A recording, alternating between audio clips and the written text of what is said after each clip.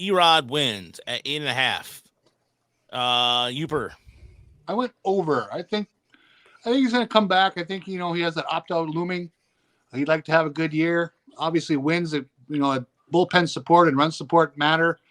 I don't know where exactly that'll come from, but I think he can get 10, 11 wins. Under. I wins are so Don't ephemeral matter. to me that like I don't know if I think he'll pitch fairly well, but the combined with wins just being kind of random and the possibility of being traded, I went under. Is this just with the Tigers? Because if he gets traded, right, that it's just with the Tigers, right? Chris? Yeah, I was thinking just with the Tigers. Oh, okay. Oh boy, I'll go under. All right. Matt Boyd strikeouts at 105.5. This one was an interesting one. This one, I had to really think about this. It was a good one, Chris. Went over. Okay. Yeah. John, there's going to be a reason why behind this soon. John? I'm going to go under. I think he's another prime trade candidate, and I could see him pitch and maybe getting like 90 strikeouts, but I don't know. I think out of all the pitchers on this team, he's probably one of, if not the most likeliest to be traded at the deadline. When we take the trade part into account, I guess I will say under, but I think for the year, he's probably likely to strike out 163 batters and wow. And throw 160 innings, something like that. That's what I'd expect for him. He looks healthy. I thought he's looked pretty good this spring. Michael Lorenz starts 20.5. Hold on, wait. Did everybody go under already?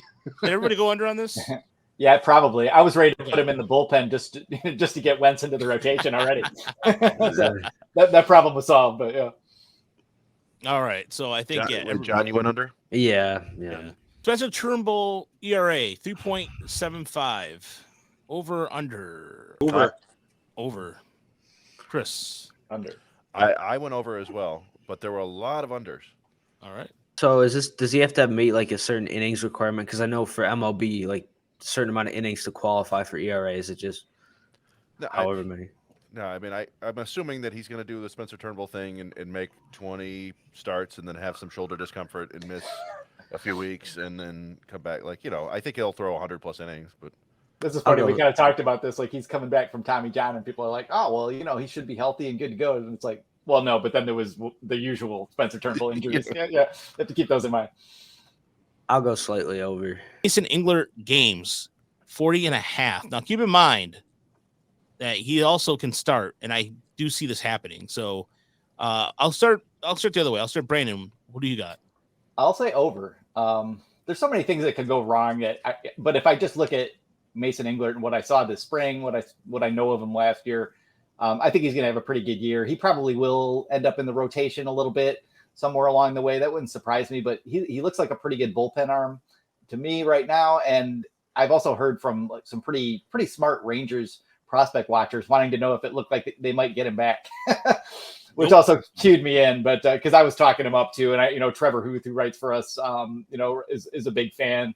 He's not overpowering, but he knows how to pitch, and he's got like 3 solid offerings that will work for him. And he's not sort of a prototypical reliever in that way either. So he could be kind of a swing man. I wouldn't be surprised to see him use sort of the way you use Garrett Hill, as sort of an inning, and then you just push him the next inning until you need to get him out of there. I'm over. I think he'll be like kind of our innings eater, and I think he'll be on the team for the whole year. So I'll go over. The one thing that I thought about it is that, they took him as a guy that they probably want to use as a starter in the future. So they're going to want to get him innings this year. Yes. And it doesn't necessarily mean that they're going to give him starts. He might get a handful, I think, but I think he is going to be maybe their go-to long reliever. Yeah. So he might have, a couple 3-inning outings per week. I don't know, but we'll see. Lane saves 18.5. Yooper. I went under. I'm not convinced he'll have the job all year. I'd like to think Hinch will use other people depending on the situation. And again, if I think they're going to win 67 games, how many save opportunities are going to be?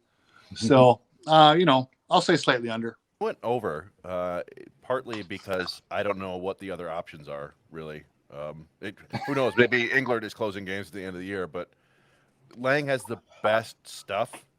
It's just he's going to have some incredible blow-ups, and it's a matter of if he could space those out enough to not lose his job. Players with 2+ WAR at 3.5.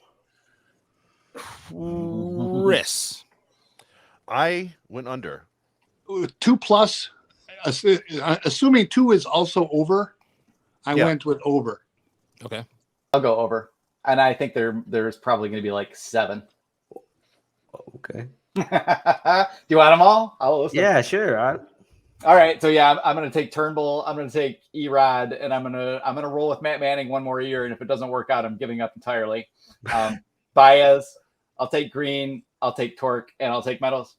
And I think nobody's going to put up 5 WAR or anything like that. But I think you'll have a bunch of guys between 2 and 3.5, somewhere in there.